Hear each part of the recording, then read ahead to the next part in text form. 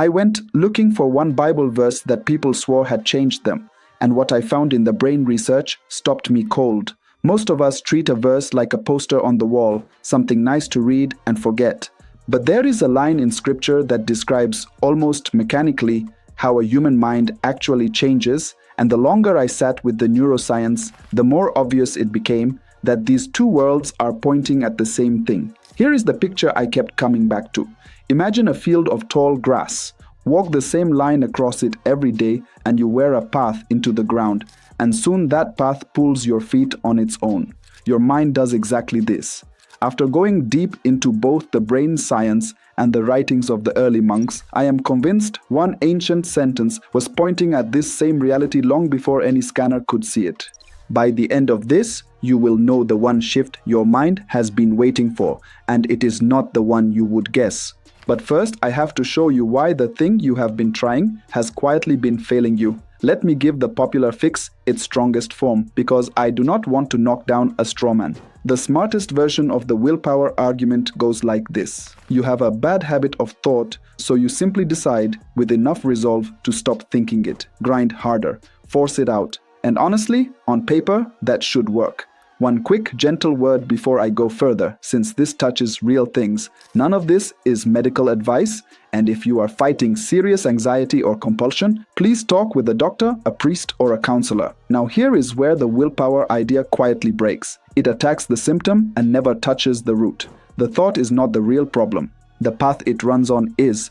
Brain cells that fire together tend to wire together, which is just a plain way of saying whatever you repeat, you strengthen. Every time you rehearse a worry, you press that trail a little deeper into the grass, and forcing yourself not to walk it is still standing in the same field, staring at the same path. And when you stop steering, your mind does not go silent. It drops onto autopilot, what brain scientists call the default mode network, the channel it falls into when you drift. And for a lot of us, that channel replays the worst thing on a loop.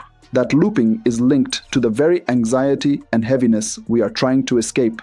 Here is the part worth slowing down for though. The same brain that wears the wrong path can grow a new one. A study published in 2005 in the journal Neuroreport scanned 20 people who had trained their attention for years and found their brains were measurably thicker in the region right behind the forehead, the part that plans and steadies you.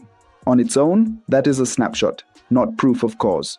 But a later study from 2011 followed beginners for just 8 weeks of daily practice and watched the brain's gray matter actually change. The path can be rebuilt, and we can now watch it happen.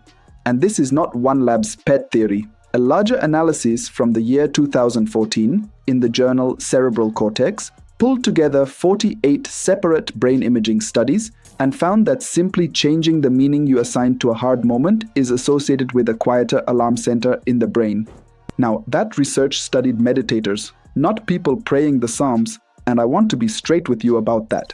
But the mechanism underneath trained attention reshaping the brain is the same engine Christian prayer has always run on. Attention researchers and 4th century monks kept arriving at the same place. If this is already landing, take 1 second to subscribe and tell me in the comments the one thought that loops in your head most, because naming it is genuinely where this begins. But the scans can only take you so far.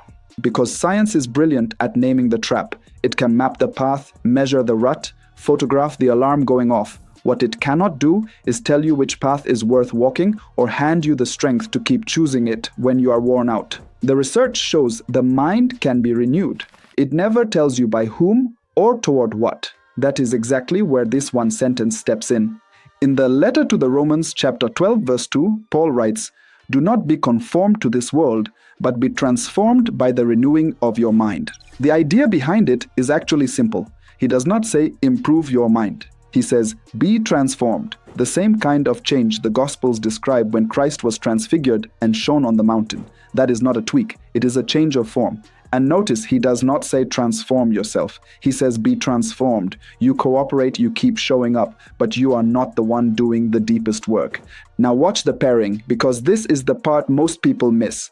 What Paul calls the renewing of the mind, the scanner now watches happen as a brain that physically reshapes under sustained attention. 2 languages for one event. Then, in the second letter to the Corinthians, chapter 10, verse 5, he says, "Take every thought captive to obey Christ." Not just to quiet your head, but to hand that thought to him. Catch it at the gate before it ever reaches the trail. Name that move clinically as redirecting your attention, or name it spiritually as taking a thought captive, and you are describing the same act. And in the letter to the Philippians, chapter 4, verse 8, he tells you to dwell on whatever is true, because you cannot leave the field bare. What you keep returning to is what you carve in.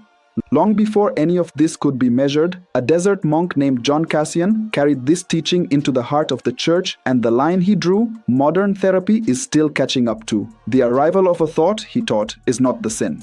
Giving your consent to it is. You cannot stop the messenger from knocking. You decide whether you let him in. So how do you actually walk this out, one step at a time? That is what I promised you. One thing before the steps though, or none of them will hold. This is not a technique you power with your own grit, because we already saw grit fail. Each step is something you do with grace, not instead of it. The work is God's.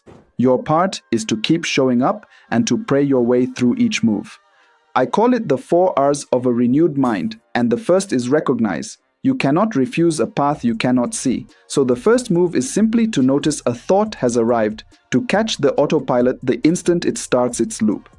In practice, this is small. Each morning, sit in silence for a few minutes and watch the first 3 thoughts that show up, naming each quietly: planning, worry, replay.